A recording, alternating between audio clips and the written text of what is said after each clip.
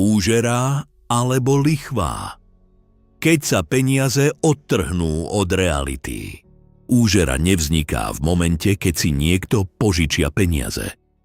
Úžera vzniká vtedy, keď sa z peňazí stane nástroj na vysávanie hodnoty bez jej ďalšej tvorby.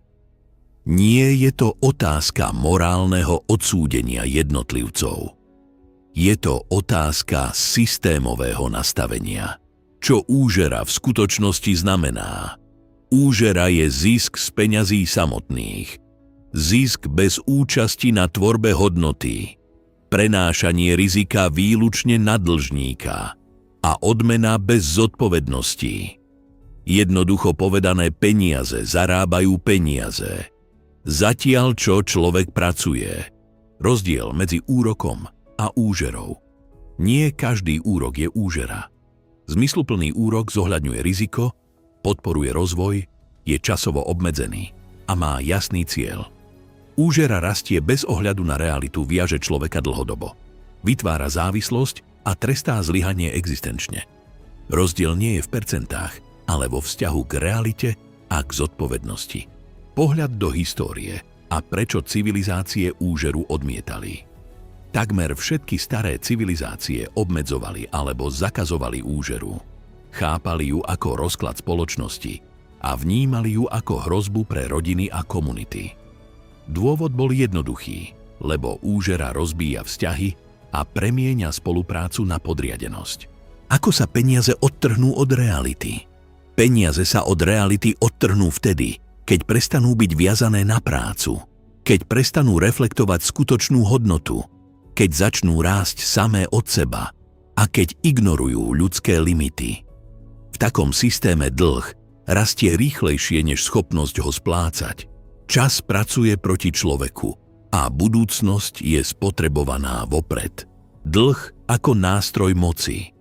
Dlh v úžerovom systéme nie je pomocou a ani nie je investíciou, ale mechanizmom kontroly. Človek v dlhu stráca vyjednávaciu pozíciu. Prijíma podmienky zo strachu a má obmedzenú slobodu rozhodovania. Takto sa ekonomický problém mení na politický a spoločenský nástroj. Prečo úžera ničí aj veriteľa? Úžera neničí len dlžníka.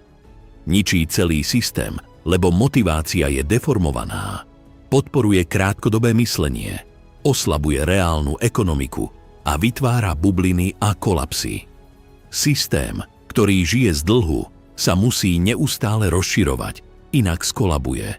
Úžera a strata dôstojnosti. Úžerový systém premieňa človeka na číslo, čas na komoditu a prácu na splácanie minulosti. Dôstojnosť človeka však spočíva v tom, že jeho práca má zmysel, že jeho budúcnosť nie je vopred predaná a jeho hodnota nie je definovaná dlhom. Občianska perspektíva. Pochopenie úžery neznamená odmietnúť financie či rozvoj. Znamená to rozlišovať medzi pomocou a pascou, chápať dôsledky dlhu a požadovať systémy založené na zodpovednosti.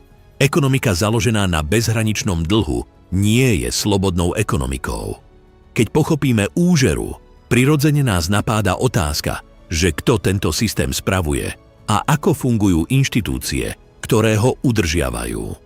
O tom je nasledujúce video.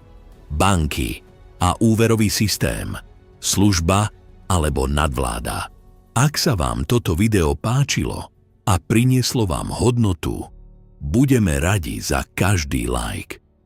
Nezabudnite sa prihlásiť na odber a klikni na subscribe, aby vám neušli ďalšie videá zo Slavianskej akadémie. Ďakujeme.